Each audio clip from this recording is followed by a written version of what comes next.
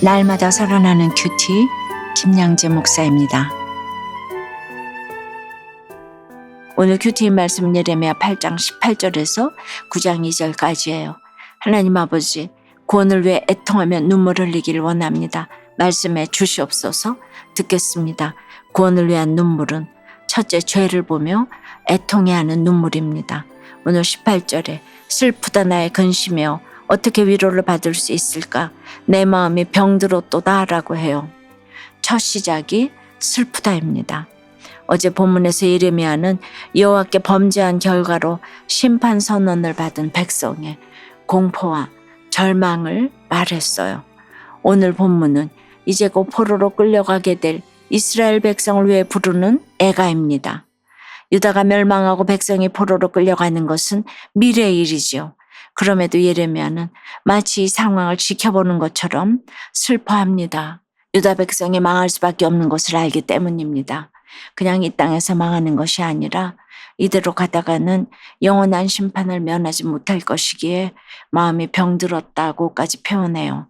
오늘의 이 본문 때문에 예레미야가 눈물의 선지자라는 별명을 얻었을 것이라고 해요. 저 역시 남편을 바라보며 목숨을 내어 걸고 기도하기 시작한 것은 제 삶이 힘들어서도 아니고 경제적으로 어려워서도 아니었어요. 이대로 가다가는 남편이 구원받지 못할 걸 알기에 생명을 내어놓고 눈물로 기도한 것이죠. 내 곁에 하나님이 계시지 않는 것처럼 살아가는 가족이나 지체가 있다면 그들을 바라보며 울어야 해요. 그들이 하나님 없이도 잘 먹고 잘 산다면 더 애통하면서 울어야 합니다. 이대로 가다가는 지옥 갈 것이 분명하기 때문입니다. 그런데 20절에 추수할 때가 지나고 여름이 다하였으나 우리는 구원을 얻지 못한다 하는도다라고 해요. 포로로 끌려감에도 이스라엘 백성은 여전히 깨닫지 못해요. 회개나 하지도 않고 여전히 현실에서 잘 되기만을 바라며 회복의 때만 기다립니다. 육적으로 포로된 곳에서 풀려나기만을 학수고대하는 것이죠. 하나님이 포로로 잡혀가게 하신 이유는 단 한 가지예요. 안 되고 막히는 상황을 통해 내 죄를 보고 회개하라는 것입니다. 이 땅에서 심판을 받더라도 회개하며 돌이킨다면 영원한 멸망을 피할 수 있어요. 망한 뒤에라도 하나님께 돌아올 수만 있다면 우리에게 닥친 모든 고난은 오히려 복입니다. 내 죄가 안 보이니 마냥 추수할 때만 기다리는 거예요. 여러분 어떠세요? 지금 무엇 때문에 슬픈가요? 나는 언제 눈물을 흘리나요? 포로로 잡혀가고 망한 환경이 내 죄가 보이는 최고의 환경임을 인정하나요? 구원을 위한 눈물은 둘째, 회복을 위한 눈물입니다. 우리가 울 수 있는 것은 하나님이 아직 이 백성을 버리지 않으셨기 때문이에요. 19절에 딸 내 백성의 심히 먼 땅에서 부르짖는 소리로다라고 하지요. 하나님을 멀리 떠나 우상을 숭배하며 범죄한 이스라엘 백성이지만 하나님은 그들을 바라보며 내 딸아 내 백성아라고 부르십니다.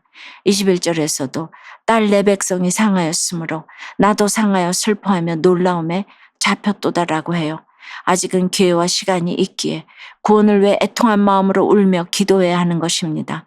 22절에서 예레미야는 길르앗에는 유향이 있지 아니한가, 그곳에는 의사가 있지 아니한가, 딸 내 백성이 치료를 받지 못하면 어찌 됨인고라고 탄식해요. 길르앗은 모압의 북쪽에 있는 산악지대로 나무에서 채취한 송진으로 만든 유향이 유명하지요. 사람들이 피부병을 앓게 되면 길르앗의 유향을 바르고 아프면 그곳의 의사를 찾아갔어요. 병을 앓는 사람이 의사에게 치료받으면 나을 수 있는 것처럼 우리도 영적으로 병들었을 때 치료자 여호와 라파의 하나님을 찾는다면 나을 수 있습니다. 내가 병들었음을 깨닫고 나를 능히 고치시고 살리시는 하나님을 찾아야 합니다. 하나님이 이렇게 예레미야를 통해 눈물과 애통의 메시지를 주시는 이유는 나를 찾아오라 하시는 거예요. 내가 너를 고쳐주고 싶으니 제발 너희 죄를 깨닫고 돌아오라 하시며 애통함으로 우시는 것입니다. 나 자신을 바라보며 연민에 빠져오는 눈물이 아니라 나를 고치시는 하나님 앞에 나아가 회개하는 눈물을 흘릴 때 주님이 나를 고치고 싸매어 회복시켜 주십니다. 그렇게 하나님이 나에게 허락하신 현재의 내 삶을 해석하며 울어야 해요. 망해서 흘리는 눈물이 아니라 회복을 위한 눈물이 되어야 합니다.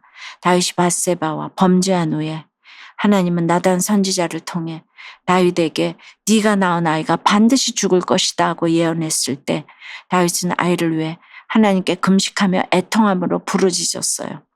그런데 그 아이가 죽자 다윗은 땅에서 일어나 몸을 씻고 기름을 바르고 의복을 갈아입고서 다시 여호와 앞에 섰지요.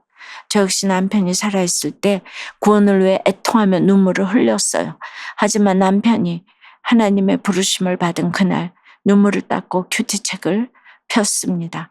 그날 30대의 과부가 되었다고 연민의 눈물을 흘린 것이 아니라 신실하신 하나님이 내 눈물을 기억하시고 남편을 구원하셨다며 기쁨과 감사의 고백을 드릴 수 있었지요.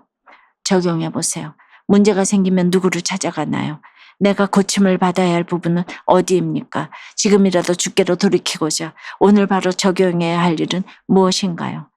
아버지의 사업 실패와 깨진 가정, 마음의 병 등이 주께서 허락하신 환경임을 알고 친정의 구원을 위해 기도한다는 한 성도님의 큐티인 묵상 간증이에요.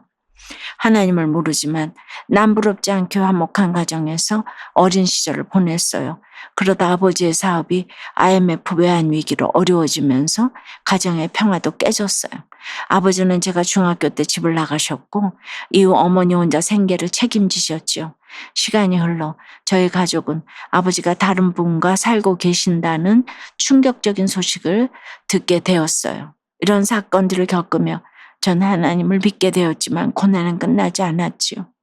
열심히 공부해서 명문대에 들어갔지만 마음의 병으로 학교 생활을 제대로 하지 못했고 폭식증과 거식증까지 반복되었어요. 삶의 희망을 잃어갈 때 하나님은 저를 믿음의 공동체로 인도하셨습니다. 그곳에서 양육을 받으며 저의 가정의 아픔과 질병의 고난이 나를 구원하시고자 하나님이 허락하신 일임을 깨닫게 되었지요. 이렇게 말씀으로 제 삶에 해석되니 더는 자기 연민으로 울지 않게 되었어요. 9장 1절 말씀에 우상을 섬기는 유다 백성을 안타까워하는 예레미야를 보면서 교회를 다니셨던 아버지를 정죄하고 판단한 죄를 회개했어요.